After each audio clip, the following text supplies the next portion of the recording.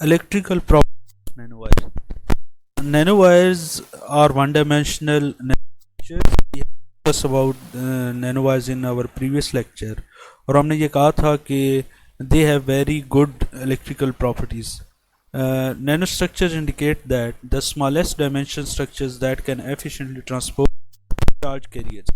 देखिए जितने भी स्ट्रक्चर्स हैं या जितने भी इलेक्ट्रॉनिक कंडक्टर मटेरियल हैं, नैनो वायर्स अगर आप उन्हें देखें तो ये स्मॉलेस्ट डायमेंशनल मटेरियल है जो कि इलेक्ट्रिकल प्रॉपर्टीज़ इसकी बहुत एक्सीलेंट हैं। और फिर ये कहता है कि चूँकि नैनो वायर्स का डाया बहुत कम होता है तो इसमें डाया कम होने की वजह से जब कोई इलेक्ट्रॉन या चार्ज स्पीशीज मूव करती है तो they have very high speed in the longer direction. ये अगर नैनो वायर्स आप कंसिडर करें तो इस डायरेक्शन में इसकी बहुत हाई स्पीड के साथ चार्ज कैरियर मूव करेंगे। उसकी वजह यह है कि इस डायरेक्शन में इसके पास एरिया बहुत कम है।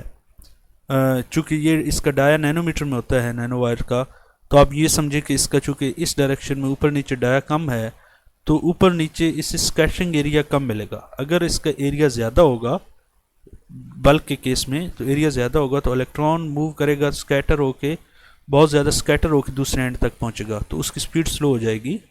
But in nano wires electrons to travel at high speed with in a medium without being scatter from the obstacle.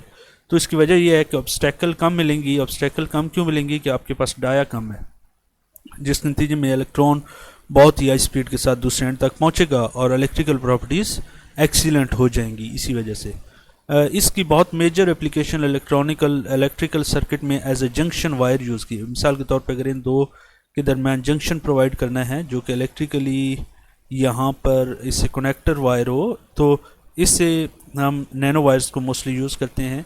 One of the important application of nano wire in electronic circuit is using them as a junction और as a multi segment nano wires और interconnect metal line. तो ये इसकी application हो गई है।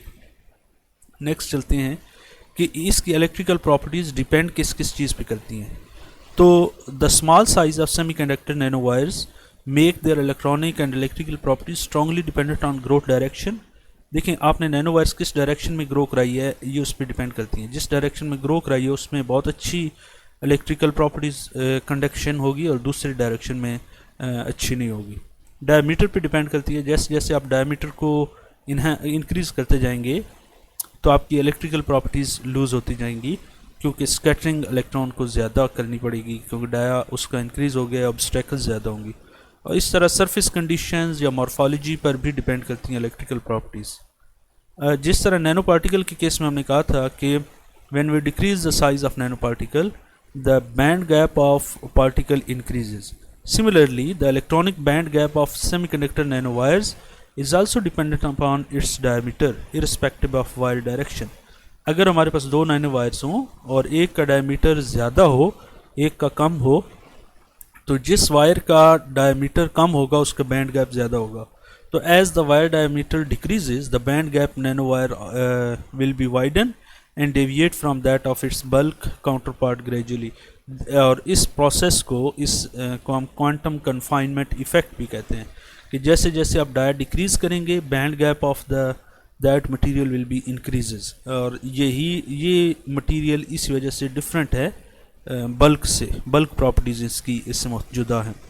The orientation of nano wires axis and surface have a great effect on the electronic properties of semiconductor nano wires.